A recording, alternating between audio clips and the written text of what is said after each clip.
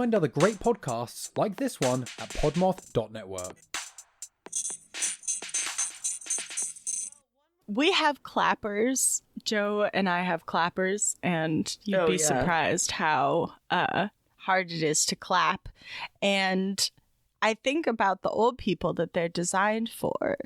And these poor old people with their arthritic hands, like, trying to clap. Because me with my strong, healthy hands cannot clap. The correct. Sometimes you don't have the right, like, endurance for a clap or a high five. It happens in both scenarios sometimes. I mean, I guess I have Victorian doll hands. I work with my hands, but they're fragile, like little bird hands. I have really, like, small hands, like weirdly small hands. You do, but yet your hands are bigger than mine, I believe. I think so, yes. But usually in most cases, I have little tiny hands. You have very elegant hands. That's what I've always thought about your hands. Well, that's nice. It's usually because I get my nails done, just not lately because it's so expensive. Truly. In this economy? Fingernails? In this self-care? economy? My God. Not on the economy's watch. Not on Daddy Economy's watch. Not on your life. I can't have those type of big long nails because I do the packing and the folding all day. Oh, yeah. And there was a girl who had those long nails, and I saw her break one once, and it looked painful. You're never the same after that. It humbles you. No, I mean, you lose a part of yourself. Yeah, if anybody has any tips on at-home manicures, totally hit us up on our after hours makeup skincare podcast. We should really do that. We've been talking about it, but I want It's a threat. Maybe not an idle threat. No threat with me is idle. You'll never know what I will have the energy and motivation to do. You never know. You never know. Same. It's a wild card every day. Every day, it's like living on a roller coaster of spooky emotions. In olden days, a glimpse of femur was only for morbid dreamers, but you're not alone. Bring anything bones. Two goofy gals with deathly interest go on a skeleton inquest in your headphones. Anything bones. Hello and welcome to Anything Bones. I'm Sophie or Ben Scepter Schwartz. And I'm Katelyn. I want candy. Heart. And this is the podcast where we talk about bones and bone-related topics. So get down and get on over here. Consider us the Paul Reveres of the bony news to your ears. We are on a skeletal horse, and we are asking you to get on down to Bone Town. 1 if by land, 2 if by sea, you dig? 3 if by bones. So put on your wig. That's right. A lot of people don't remember that last part. Well, I'm glad to be back and recording. I feel like it's been a minute. Yeah, the last time we recorded was with Norris. That's so wild. Yeah, sorry about the delay. Had a little bit of a death in the family. My grandma died last week. We're all hanging in there. It's, it was expected, but it's never easy to lose a loved one. Thanks for your patience, boneheads. Well, if you can't have space to grieve on this podcast, where can you do it? Yeah, exactly. Perfectly said. Yeah, my Grandma Judy, may she rest in peace. There's no segue from that into what I'm about to tell, but I'm just going to do it. So this is not to honor my grandma. My grandma was a lovely lady. She would not murder anybody. And nobody? I don't think so. She and my grandpa were together for over 50 years. So, yeah, I don't think so. So today I'm going to take us back to the late 70s, early 80s in Wiley, Texas. Well, this is going to be interesting. Uh-oh. Speaking of, my sources for this The main one was a 2-part, like, I wouldn't even call them articles, but they were like mini short stories by Texas Monthly, and they were published in 1984, and they were like kept in the original form. It was a lot of like dialogue between like real people in the story, and I was like, okay, this can't be accurate. Like, it has to be elaborated a little bit, but I don't know. It was really an interesting read. How did you come across this, if I might ask? This case? Yeah. It is covered in a TV show that I watched pretty recently, which is called Candy, I believe. So on this show, Jessica Biel plays the main character in our story with a tight perm. The Jessica Biel one came out in like 2022, and then this year they're releasing one with Elizabeth Olsen playing the same character, and it's going to be on HBO, I think, or it's already out. I don't know. Haven't seen it yet, but I saw Jessica Biel. And my other 2 sources were an article from Marie Claire and then historyversehollywood.com, which was like a comparison of the true crime and the show Candy on Hulu.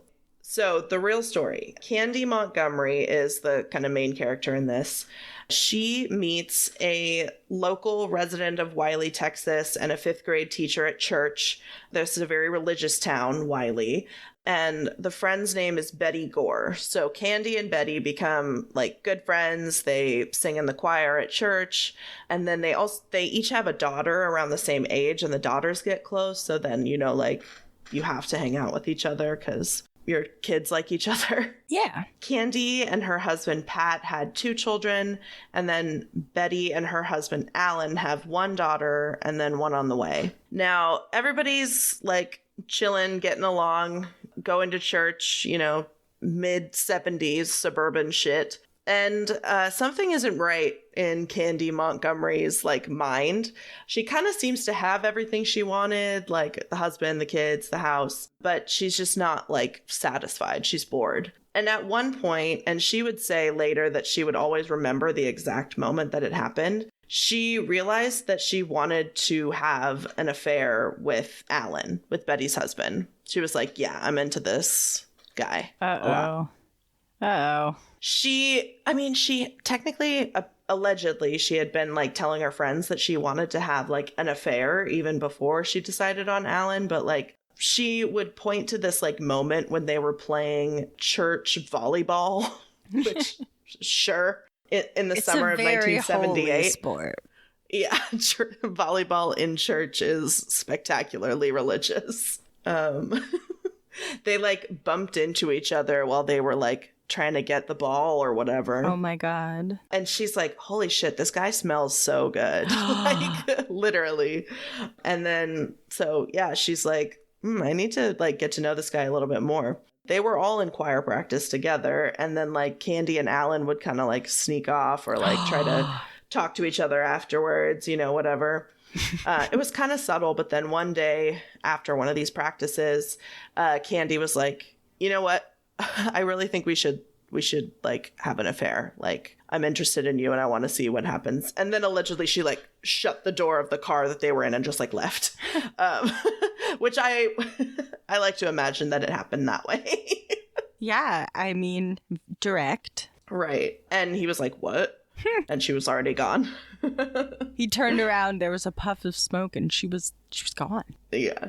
And so, okay, nothing happened right away after that. Like, it was kind of a slow burn. But then, like, one day, apparently on her birthday, Alan calls her up on a landline and says, like, hey, I have to go to this nearby town, McKinney, tomorrow to, like, do some shit for my car. Do you want to get lunch there and, like, talk about what you said? She's like, hell yeah.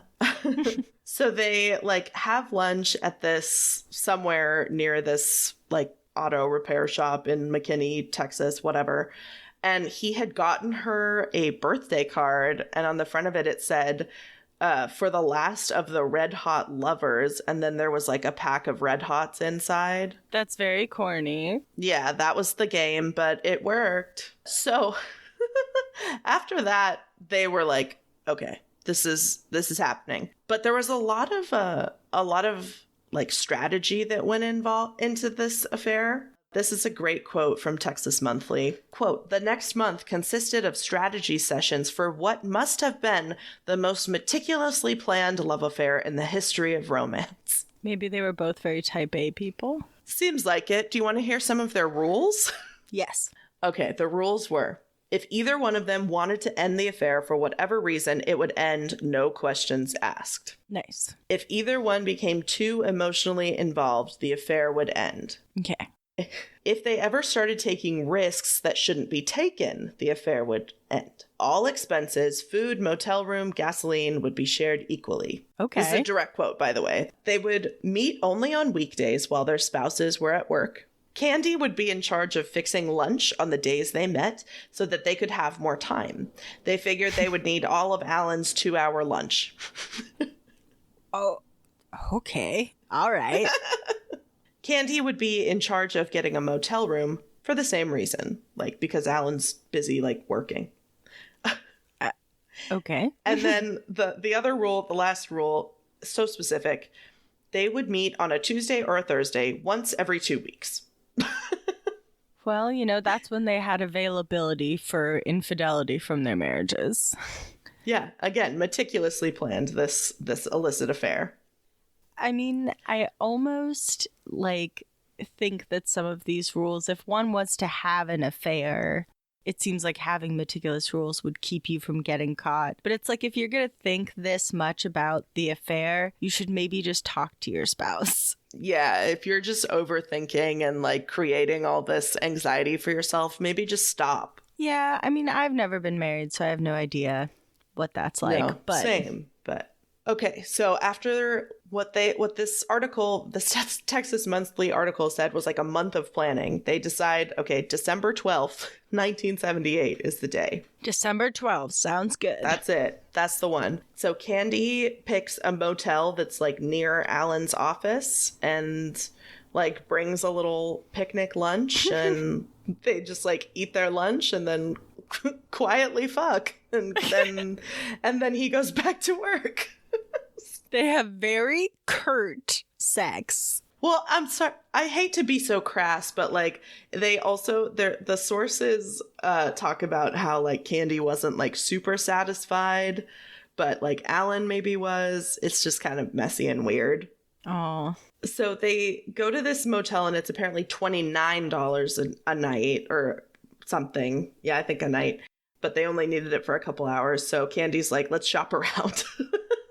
So they land on this place, the Como Motel, and this becomes like their place. So like every other week they do this. She brings this picnic lunch. They like hang out, they have sex, and then they just like hang out and talk until Alan goes back to work or like Candy needs to go do something or pick up one of her kids. And this part's weird to me, but I think it just adds a little something to this. They always would like take a shower afterwards because they were like, oh, nobody can like smell you on me. I mean, that makes sense with how many rules and like how scheduled this all is. And then they leave. It would really mess up the schedule if their husband and wife found out. Yeah, sniffed it out. So after maybe about 2.5 months of this going on, Candy was a little bit like less into it than she was at the beginning. She apparently told Alan at one point, like, I think I'm getting in too deep. Like she was catching the feels. And Alan was like, no, it's fine. Remember, this was your idea. Like, remember all these rules? Like, it's fine. And then like Candy went on a vacation, like a month-long vacation. And they were like, both of them weren't sure if they were going to keep going after the vacation, but then they did. And by the way, while all this is going on, Betty, Alan's wife, is pregnant with their second child. Oh, of course. And so after this vacation that Candy went on, he's like, look, Alan's like, look, Candy, I need to be responsible here. Like, I guess he just, wanted to be there for his wife when she was about to have a baby, which is great under normal circumstances, unless you're like telling your mistress this. Yeah. It's just a little bit like We're patting him on the back for doing the bare minimum.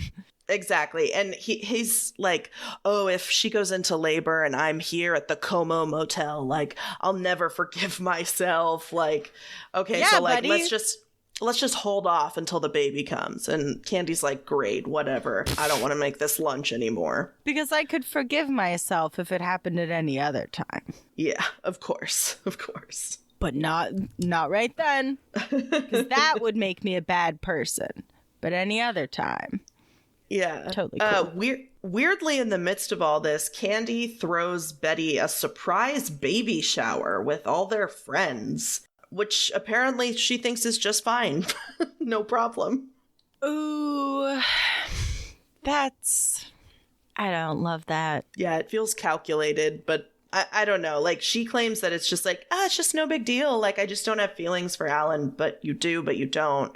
Yeah, or it's like just weird. maybe she feels like really guilty. Yeah, could be that. It could be a lot of different things. So Betty does have the baby, and then later on in July, Alan and Candy start doing it again. And at one point, Betty like catches Alan trying to like leave and go to work on a day when he really shouldn't be going to work. And you know what happens at work, right? Like, he and Candy have sex on his lunch break, right? Yes. Not every day, but you know what I mean. On Tuesdays or Thursdays. Yeah, whatever the rules have stated previously.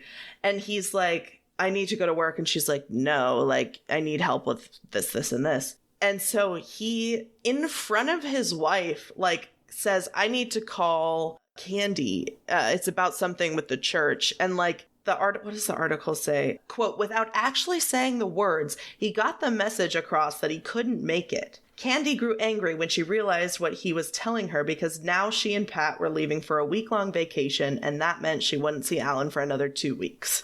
Oh, no. Such a mess. Yeah, so messy. Yeah, it gets even worse because one night, Alan comes home after hanging out with Candy, and Betty wants to have sex, and he doesn't want to. And so she like spirals and is like, he doesn't love me anymore. You don't love me anymore. Like, our marriage is ending. Like, and she begins this like long journey of like depression and anxiety, which I'm sure was there before, but this just like makes everything worse. I mean, this situation just, oh God. It's bad. It's so bad, and then we haven't even gotten to the crimes. Yeah.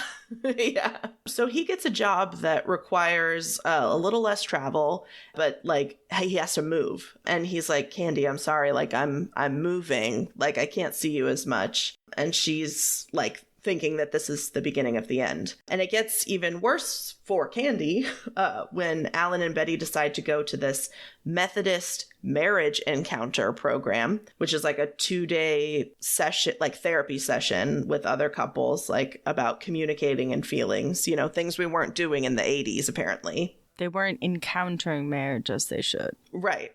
And while they're there, Candy's watching their children. Like, it's so weird.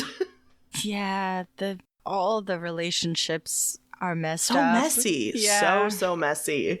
But this marriage encounter actually has a profound effect on Alan. And he's like, I need to make this work with my wife. So he's like, Candy, I really need to break this off. And I guess he like was saying everything but we need to break up. And so Candy came back with, this is one of the quotes from Texas Monthly where it's like, did they say this? Did they not? I don't know. It's dramatic. Mm-hmm. She said, Alan, you seem to be leaving it up to me. So I've decided I won't call. I won't try to see you. I won't bother you anymore. That is dramatic. So, yeah, but that was the end of it. But I can also see someone saying that. Yeah. Candy and her husband, Pat, also went to marriage encounter, but they did not have quite so life-changing of an experience as Alan and Betty did. But either way, so we're starting off the summer of 1980. It's early June. Everybody's feeling good, I guess. Are they? No. Sounds like everyone's feeling bad. So we come to June 13th, 1980, and everybody in the world seems to be trying to get a hold of Betty Gore, and they can't seem to reach her. Like, people are trying to deliver stuff, and nobody's answering the door.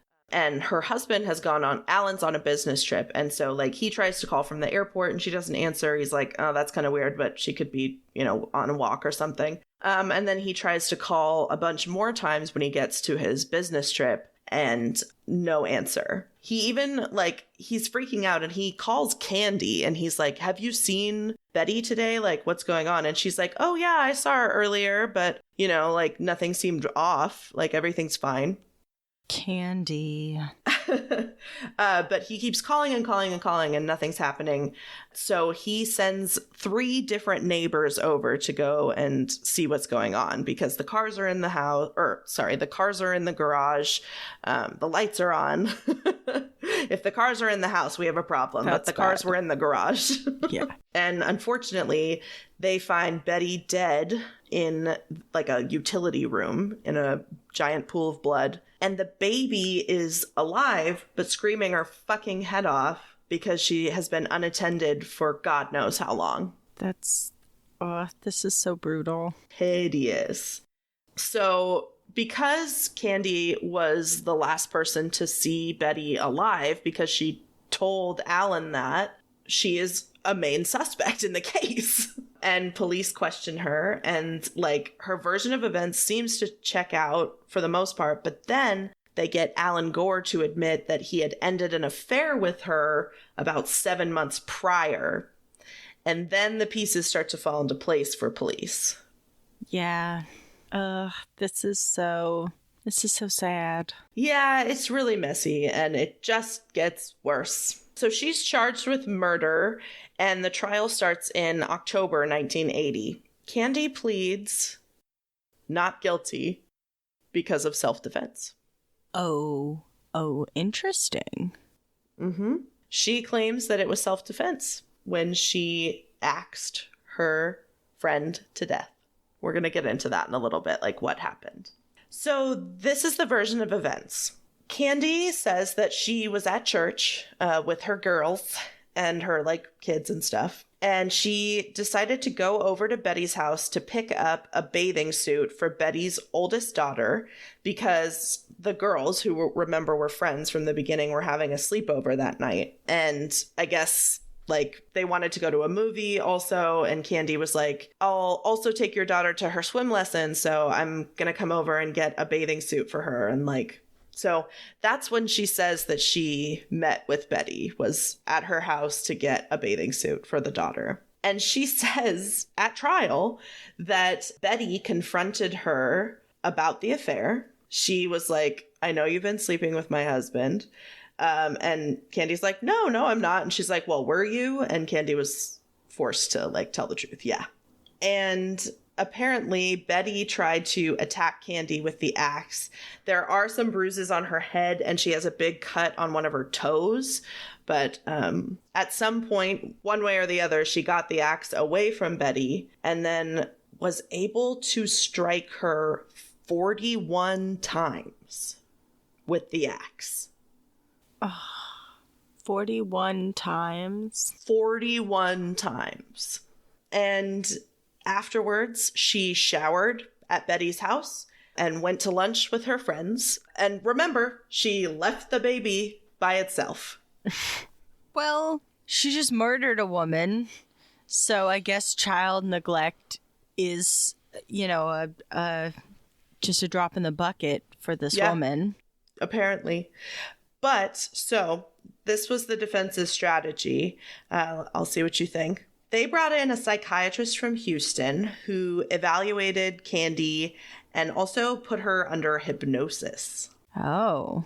Apparently, Candy, I'll just quote this, quote, Candy had experienced what is called a dissociative event, suggesting that the altercation with Betty triggered a psychological reaction in her, and she became unaware of what she was doing, essentially losing herself in a blind rage. And apparently, she had been hit with a sharp object when she was a child, and her mother, like, looked at her and shook her and told her to be quiet. And so when Betty was like coming towards her with the axe, she like mentally went back to that place with her mom, and that's what caused her to snap.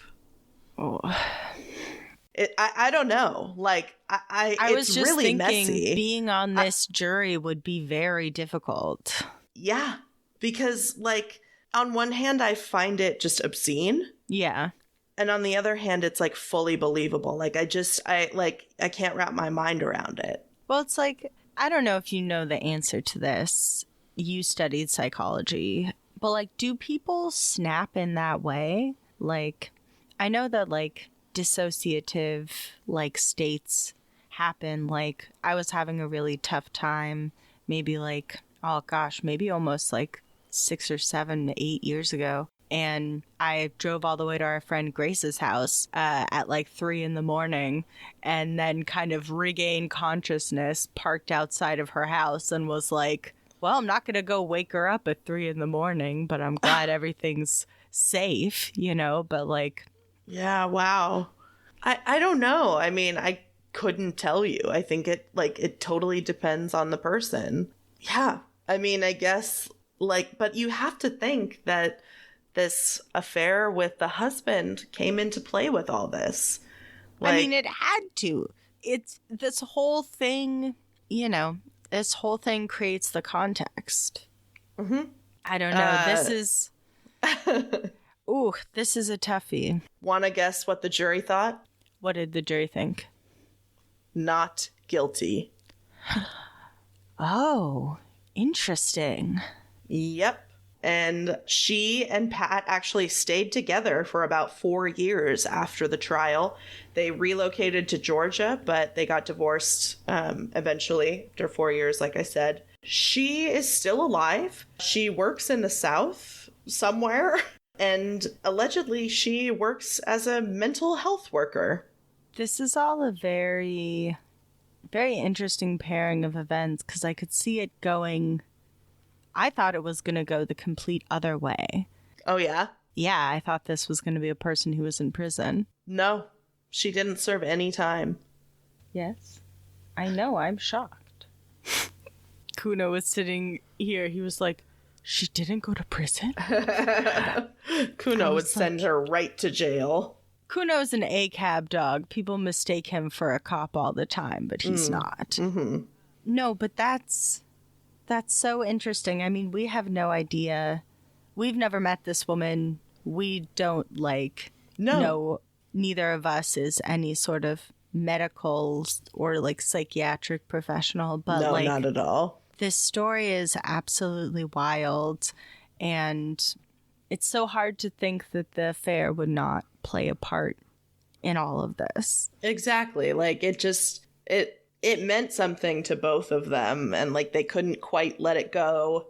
And then, yeah, I don't know. We'll never know what actually happened because this is all one person's version of events. Yeah, we'll never know Betty's side of the story. Exactly. But it makes me so heartbroken for Betty's family. Oh, yeah. And both of these families must have just been really traumatized by the whole thing. It's really messy and sad. I mean, it's shocking to think that Candy and her husband were still together. Yeah. I mean, yeah. They lasted 4 more years after all this. That's, I don't know, the span of human emotion and the compassion people can have for one another and how much betrayal can be done and still, like, oh, this story has really got my brain bundled, Katelyn. I know, sorry. I thought it was really interesting and just, like, not what you expect. You've got me gripped. This is why they've made all these shows about it, I think. It's just because it's so wild. Because... Can I see a picture of what Candy looks like? I'll send you a picture. So Candy has the tight perm and Betty has the short brown hair. Yeah, wow.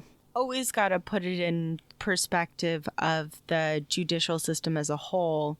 She is a white woman. Yeah, exactly. So, that had to have played a part too. But the other person is a white woman as well. So but I think that played a part in it as well. Like, and this case was this case, like, sensationalized in any way? Like, I don't know. Other than these documentaries made, or these shows made. Yeah, they're like way dramatizations. After. Yeah, I mean, I had never heard of it until I saw this thumbnail for Candy on Hulu, and I was like, Jessica Biel, what are you doing? And it was this kind of a slow burn, but it was really good. So I've like kind of had this topic in the back of my mind for a while to cover. But yeah, that's the case that fucked me up today. Damn, the shit people get up to in their private lives. Oh, it's wild. That's what always astounds me about like this podcast and like studying history, not just true crime, but like history in general, is like everyone has their life and they get up to weird stuff within it. Yeah, exactly. And sometimes it's recorded in history and sometimes it isn't. Yeah. How do you want to be remembered? Think about it and listen to an ad. I want to be remembered in sweatpants. Do you have a hunger for cinematic horror? Do you enjoy the thrill from seeing boogeymen, beasts, and butchers go about their dark work? Then all you need to do is speak of the devil, and the devil will come to you. Speak of the Devil is a podcast for all movies that have anything from demons and poltergeists to serial killers and the supernatural. I'm Kayla. And I'm Taylor. Join us as we embark on a journey through the dark recesses of horror films, from the classics to blockbusters and everything in between. New episodes come out every Wednesday wherever you listen to podcasts. We're not scared of anything. Are you?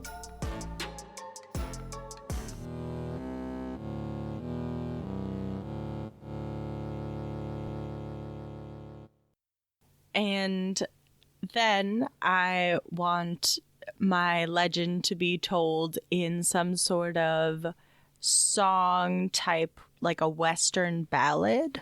Oh, yeah. Yeah. What oral tradition would you want your myth passed down in? Ooh, I want it written in stone. Hell yeah, that's rad as fuck. I want it to never die. Yeah, I love that. I mean, shit, I went for an oral tradition. You were like, fuck that.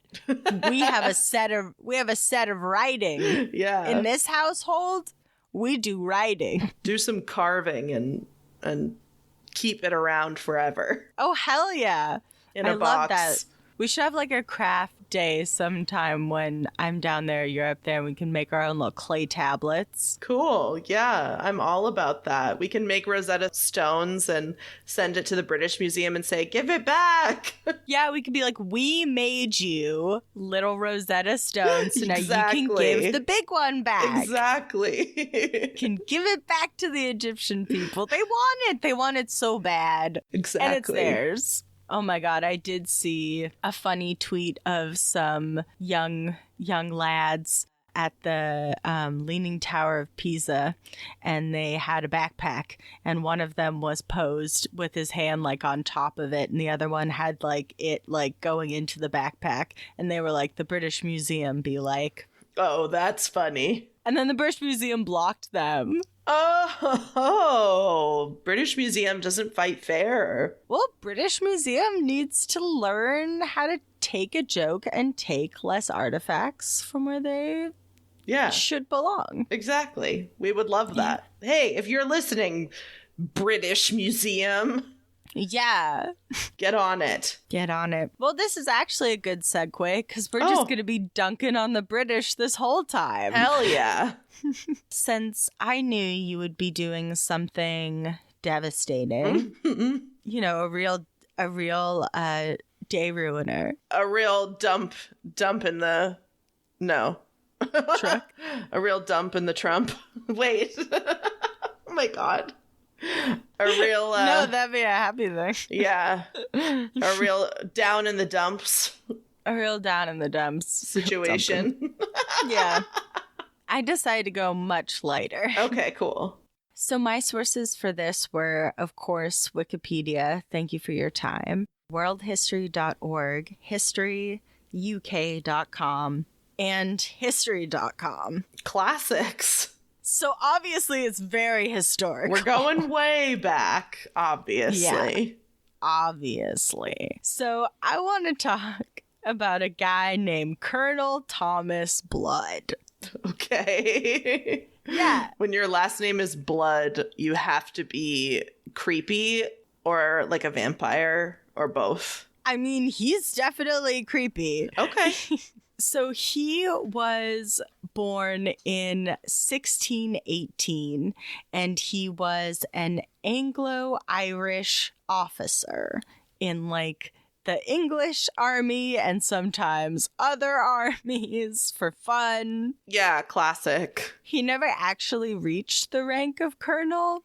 He only reached the rank of lieutenant, but he liked to tell people he was a colonel. Oh, yeah, he liked to be a liar. Yeah, he liked to be a liar. Cool. And he was born in County Clare, so he's Irish. And his dad was a blacksmith, a landowning blacksmith. So he received an education in Lancaster in England, and then at the age of 20 he got married, and then he returned to Ireland. Then there was the outbreak of the First English Civil War in 1642, and Blood decided to go back to England and fight with the royalists for Charles I. He just really likes to fight. God, he loves to fight. He loves to fight so much that he decided to switch sides halfway through and fight for Oliver Cromwell's army instead.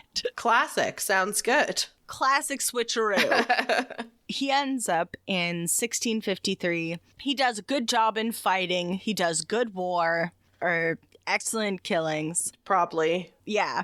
And he gets some land grants for payment for doing his real good war. But then after this, the restoration of Charles II happens. So they're like, boo, monarchy. But then the monarchy was like, oh no, we won. Sorry, guys. And so Blood is like, I'm out of here. It's 1660 and I'm going back to Ireland. Sure, all the fighting's done? Question mark. The fighting's done. I ended on the wrong side. Yeah. Run Started away. on the right side. Did one of those. Have you ever been playing a hide and go seek and you are hiding and you think to yourself, this is not good enough of a spot? Oh, yeah. And then you switch to another spot and then are immediately found? This is that. This is just like that. This is that, but like with war. Yeah, so sad. So sad for you, girly. In 1662, there's this confiscations and restitutions that happen for the Act of Settlement of 1662. So basically what happens is like war happened and they're like, we're going to take some land from some people and give it to other people because war happened. Sure. And because some people won the war and some people lost the war. Among those getting their land taken away is our guy, Blood. Okay. And so he is very upset about this, as we would all be. Aw, Minnie. And so he decides he's going to try to concoct a plot to seize Dublin Castle from supporters of the current English king. Okay. And in this process, also kidnap a lord. Dude, you're doing too much. Like this is doing not too much. This is not National Treasure. I mean, it's not National Treasure because his plot was discovered and all of his accomplices were executed. Right. Okay. But he fled to Holland. Thanks, Holland. Thanks, Holland. And of course, like all people on the run in the 1600s do, he changes his name and starts practicing as a doctor. Oh, sure, yeah. I'm With such no a good previous doctor. I'm such a good fighter. I'm sure I'll be an excellent doctor. Yeah, but in 1671, he decided, I have it. You know what? I have the perfect revenge for my land, the perfect way to stick it to the monarchy, the perfect way to expunge any debts, really solve everything. Okay. I'm going to steal the crown jewels. God damn it! This is National Treasure. It is National Treasure, but the English version. Dun, dun, dun, dun, dun, dun, dun, dun. I know this is Mission Impossible. Dun, dun, dun. Kuno likes it.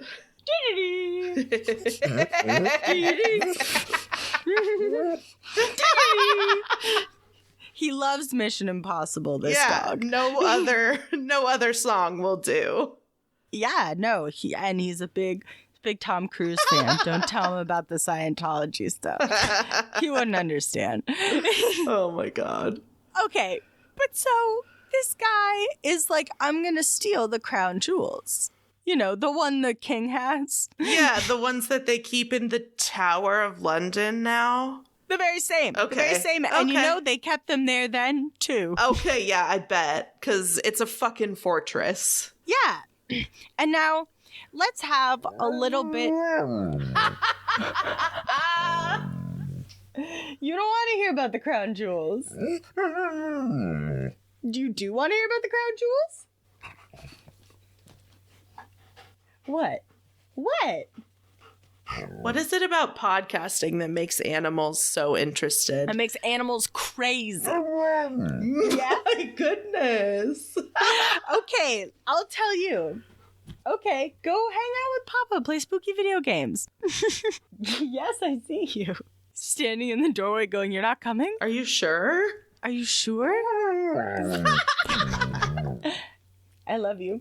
All right, so some quick fun facts about the crown jewels. Okay. There have been forms of the crown jewels since basically the inception of what we call the British monarchy. Through all the different ruling families, there's always been sort of these precious items that symbolize royalty. Yeah. And the ones that they were using were actually melted down during this English Civil War into coins and other objects to be like, fuck you, monarchy. We hate your precious items. Sure. So when they wanted the monarchy back, they were like, gotta make new crown jewels. Okay, yeah, we're not getting those coins back, I guess.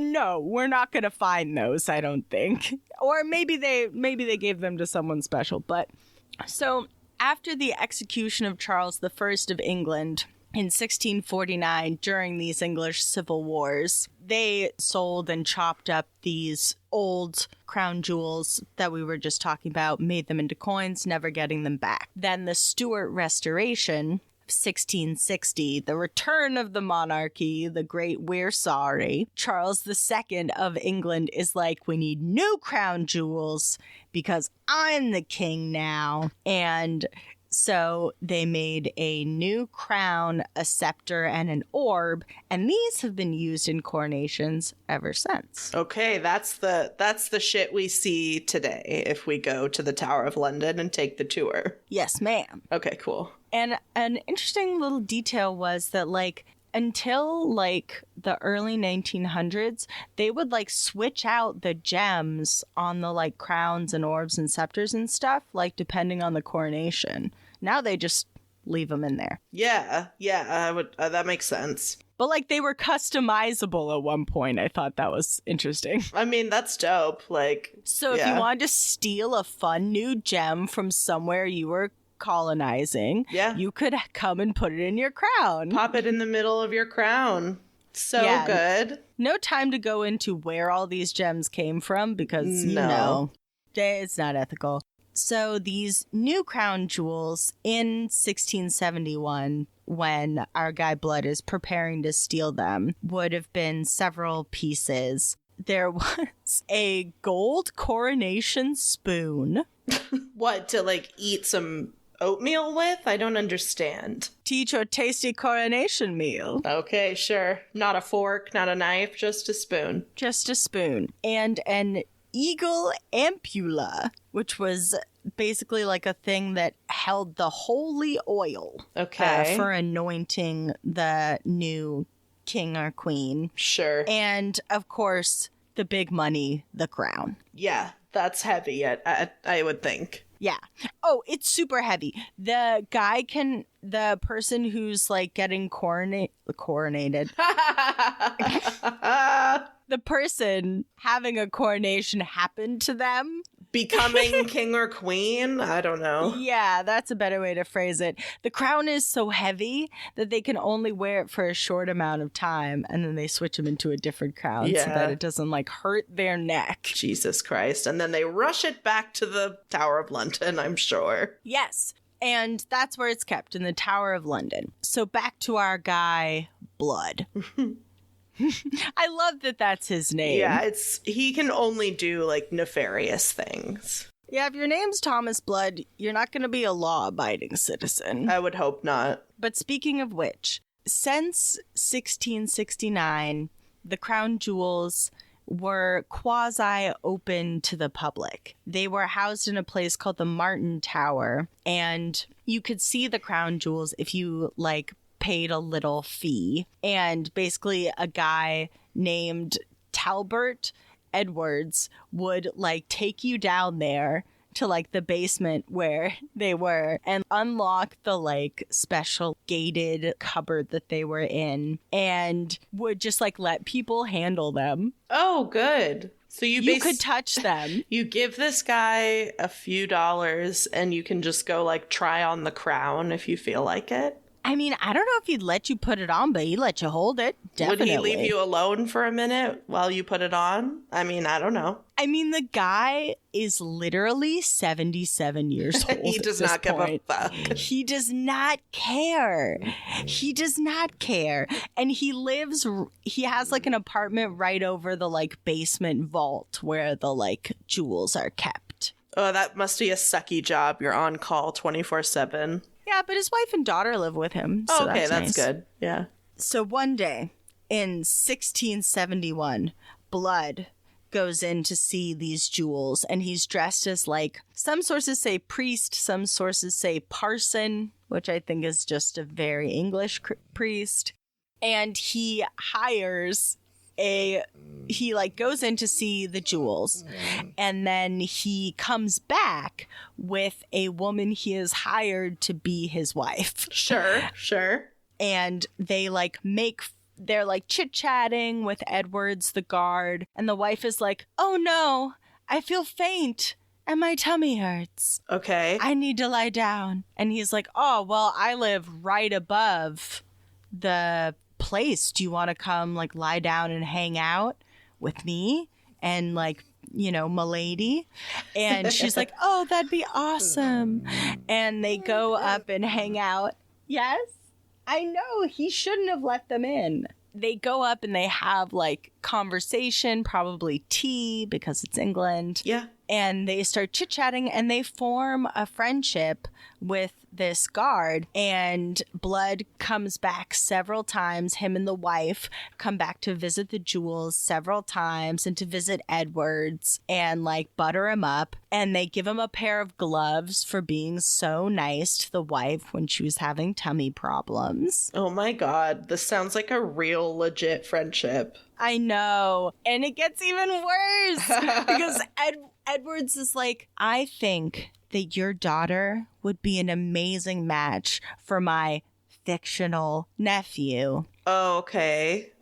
So, like, we should set them up. So he's building a whole thing here with Edwards, the guard. Mm-hmm. Talbot? Like a level... Talbot, yes. What's his name? Talbot. Yeah, that's it. Okay. Talbots are like that store for adult businesswomen. Gotcha. Talbots. Gotcha. Yeah, and he's like, "My nephew is an amazing guy. He's got land in Ireland." Mm-hmm. And like, this is such a dick move. Like, because to be a landowner at that time, I mean, to be a landowner now, amazing. to be a landowner anytime, and to be like, "You're gonna get land." It's like, what? Take my daughter. Change her station in life. Like, that's a big deal. Exactly. Yeah. Exactly. It's a big deal for the whole family. So what he's doing is a really big dick move. Yeah. And, Edwards likes him so much. He gives him a tour of the whole tower. Oh, shit. And the vaults, too. Okay. Just really showing him everything. Which is like, I'm just sitting over here going, "Edwards, no." Yeah, poor guy. Poor old sweet man. You're 77 in the 1600s. Your life I can imagine how what you've gone through to get here. Yeah, that's pretty rare back then. I feel like the average life expectancy was like 35. I mean, maybe. I feel like I read that there's like some misconception about that for another time.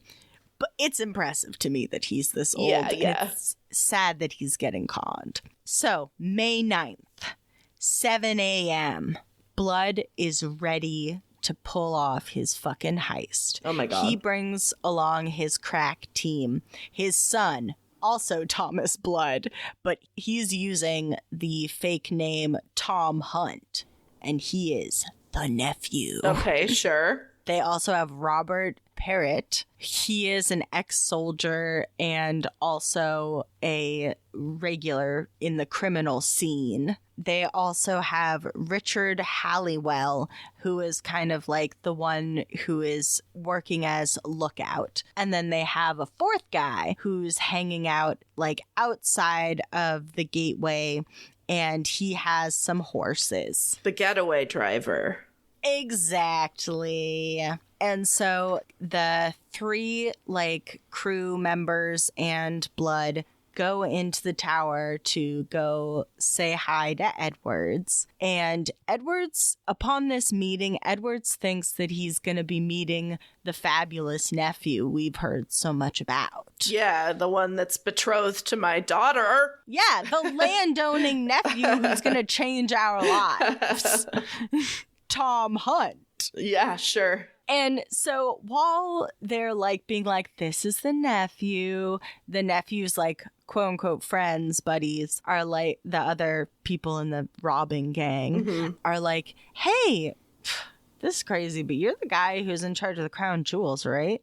Like, can we see them? And he's like, sure, of course you can see the crown jewels. That's my job. Any friend of Tom Hunt's is a friend of mine. Exactly. This young man is about to be my son. Edwards goes downstairs with the guys. He unlocks the door. He unlocks the cupboard and takes out the jewels. And while he's doing that, he's distracted and he gets grabbed from behind, hit with a piece of wood, and they ram the wood in his mouth. Oh my God. Yeah. And then they beat him up and hit him over the head with a mallet, and they stab him in the tummy. Jesus Christ.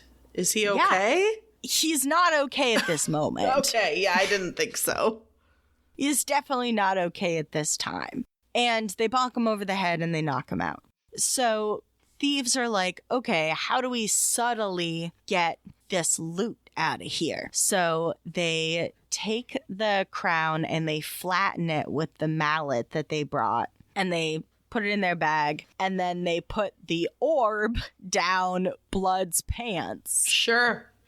Of course. And then, of course, the scepter is a little too long. It's a little too bulky. It would look weird putting that in your pants. So they break it in half. Oh. They saw it in half, and they, put it in a bag and put the other half, down their pants probably. Great. So picture all this happening in the basement, right? Okay. So Talbot Edwards, our guard, who's just been knocked out, is lying unconscious on the floor. He has a son. Okay, yes. That we have not talked about because he has been at war or in military service for about 10 years. As life would have it go, the son gets home this very morning. Holy shit. At like this time. Jesus, that sounds like it was meant to be then. Yeah, and so he rolls up and, the lookout goes, well, who the fuck is this? And runs in and tells the guys like, hey, there's a guy coming. And they're like, ah, shit. So they try to run out. This, of course, is the moment that Edwards wakes back up and says and cries out, quote, murder, treason, the crown is stolen. Holy shit. Yeah. So all the other tower guards are like, what? What? Hello? We were sleeping or doing guard things. You were the one in charge of the jewels anyway. This is We gotta your get these job, guys. asshole. I mean, it sounds like the security in the Tower of London, if you were not a person, like if you were a thing, was not allowed. Okay. I mean, yeah. So these guys, they are running through the streets. They're getting chased by guards. They're dropping various pieces of the regalia that they have damaged. Stones are falling out. It's mayhem. Absolute madness in the streets. And it's 7 a.m. Great. I mean, I don't know what people were doing back then at 7 a.m, but right now, it's not a good time to be out and about. If this was happening at 7 a.m. in the streets of Seattle and I saw this happening, I would turn my head. I would be like, I'm not dealing with this. I'm going home. I'm going home. Is this going to affect traffic? This better not affect traffic. Is there going to be construction because of this? So eventually the guards are faster than the thieves. And they catch up with the thieves.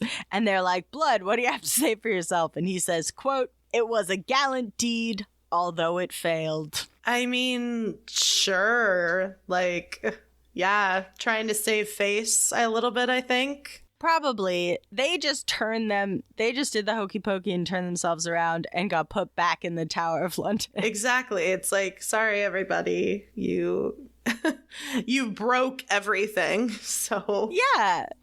But Blood is wholly unbothered by all of this. Okay. He could give two shits, even though he's facing being hung, drawn, and quartered. All right. Maximum punishment for this guy, but he's like, I do not want to be interrogated by anyone other than the king. Oh, okay. We're making demands now. Yeah. And you know what? It happened. The king said, fuck it. Okay. Yeah. Okay. The king said, fuck it. Bring it on. That's really weird.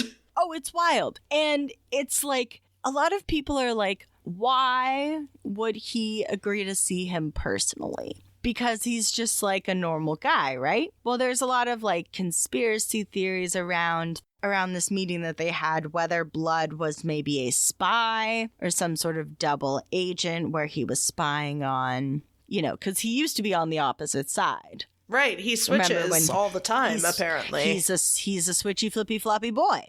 And so, maybe the king was using him for that.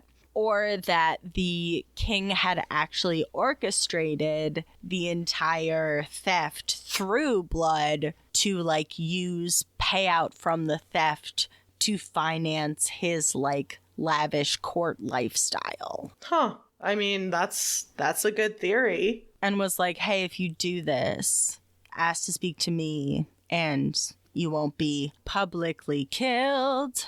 I mean, I don't know. Did it work? Well, he goes to Blood goes to the king, and the king is like, what do you have to say for yourself? And Blood is like, Blood has the audacity, first of all, to tell him that the crown jewels are not worth the 100,000 pounds that they're purported to be. They're only worth 6,000 pounds in his opinion. Good. Starting strong. Like, bold. Great. We're remembering the stakes of our life being at line, and we're running our mouths. That's great. King asks, like, if I pardoned you, like, what would you do? And the king said, quote, what if I should give you your life?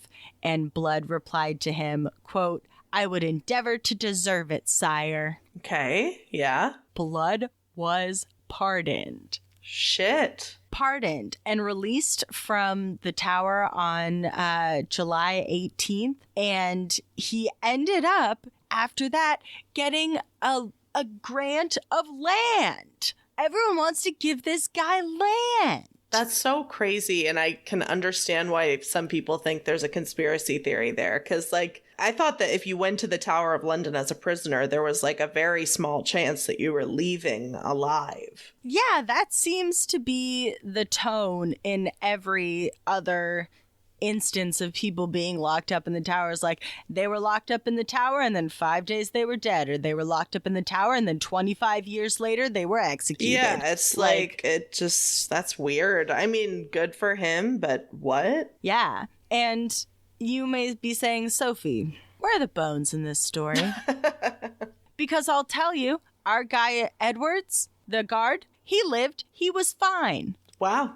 No dead guys here. Right? Unfortunately, our friend Thomas Blood would eventually pass away in 1680, but supposedly he had to be exhumed because people didn't believe that he was dead. Yes. Oh they my were God. like, he has a tricky sort of reputation, tricky attitude. We think he's trying to get out of some debts that he has by faking his death. Dig him up. Check it out. They dug him up. They checked it out. He was dead. Okay. All right. Well, they had to be sure, I guess. Yeah. But I love his epitaph, if you'll allow me to read it.